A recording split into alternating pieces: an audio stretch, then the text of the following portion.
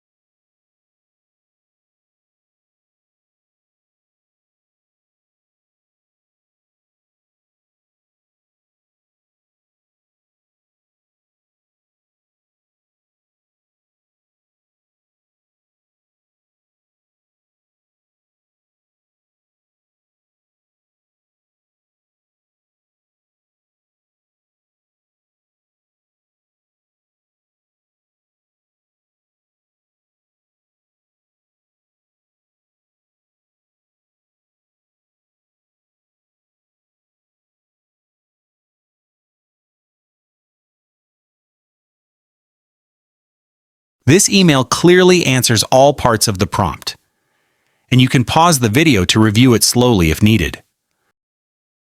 Notice how it effectively covers all 3 bullet points, including details about yourself, making sure the reader knows who you are and what you need. The email starts politely with a suitable greeting, "Dear Ms. Carter," followed by a clear statement of purpose. The body paragraphs are organized logically, starting with personal details, then describing the sports the writer enjoys, such as basketball and volleyball, and finally asking clearly for details about joining. The tone is polite, formal, and friendly, which fits well for contacting someone you don't know personally. Linking words like "firstly" and "because" help the reader follow the writer's ideas smoothly. Also, the sentences are clear and short, making it easy for the reader to understand the main points. 2 helpful stretch words used here are "especially" and "regularly." These words help to express precise meaning without making the email complicated. One important tip for beginners: always use clear paragraph breaks and simple linking words. This makes your email easy to follow and shows the reader exactly what information you need. Remember to keep your writing direct, polite, and clear.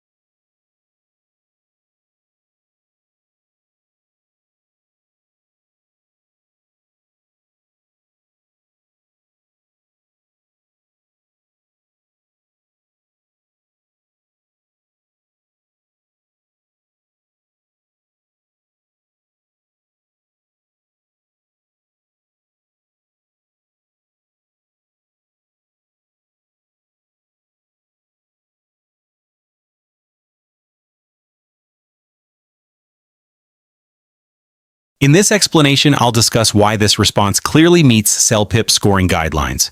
You can pause the video anytime if you need more time to read carefully. Firstly, the response clearly states its choice, creating a quiet study area. It provides two main reasons for this choice, including practical examples like students and professionals who often need a calm and quiet place. The structure is logical and easy to follow. The introduction clearly identifies the chosen option. Next, two body paragraphs explain the reasons with specific examples, such as the difficulties of studying at home or in noisy cafes. The response ends effectively with a brief conclusion, restating why option A is the better choice. The tone is semi-formal, appropriate for a community survey, making the argument persuasive yet friendly. Useful linking words like firstly, additionally, and moreover help the reader clearly follow the ideas step by step. The writer includes helpful stretch vocabulary, specifically dedicated, and environment. These words enhance meaning without complicating the text too much. Here is a practical tip for beginners. Clearly state your choice at the beginning of your response, then support it with specific reasons and examples. Keep your sentences clear and organized. Using simple linking words also helps readers easily understand your ideas and strengthens your writing style.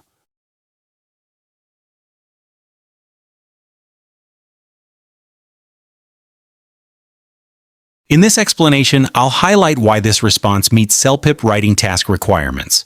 You can pause the video anytime if you need more time to read carefully.